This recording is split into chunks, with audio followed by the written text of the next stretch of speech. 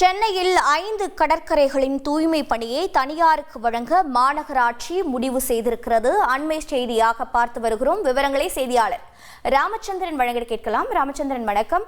மாநகராட்சியின் இந்த முடிவுக்கான காரணம் என்ன? மேலும் தகவல்கள் என்னென்ன?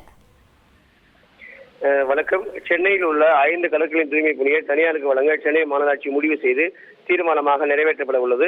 குறிப்பாக மெரினா, பட்டினப்பாக்கம், திருவான்மையூர், பெசன்ட் நகர், புது கடற்கரை ஆகிய 5 கடற்கரை பகுதிகளை தனியாருக்கு வழங்க மாநகராட்சி முடிவு செய்யப்பட்டுள்ளது.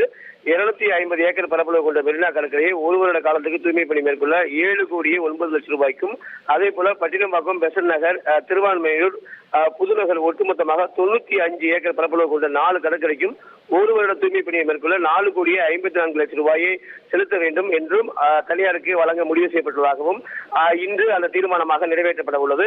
அது மட்டுமல்லாமல் மாமன்ற கூட்டம் தொடங்கும் போது 10 மணிக்கு மாமன்ற உறுப்பினர்கள் அனைவரும் உள்ளே இருக்க வேண்டும் என மாநகர மேயரும் அதே போல துணை மேயரும் அறிவுறுத்தியுள்ளார்கள். கூட்டம் முடியும் வரை வருகை புரிந்திருந்து மாமன்ற உறுப்பினர்கள் கூட்டரங்கில் உள்ளே இருக்க வேண்டும் எனவும் உத்தரவை பிறப்பித்துள்ளார்கள். உங்களுடைய தகவல்களுக்கு நன்றி ராமச்சந்திரன். செய்திகளை உடனுக்குடன் தெரிந்து கொள்ள உடனே சப்ஸ்கிரைப் பண்ணுங்க.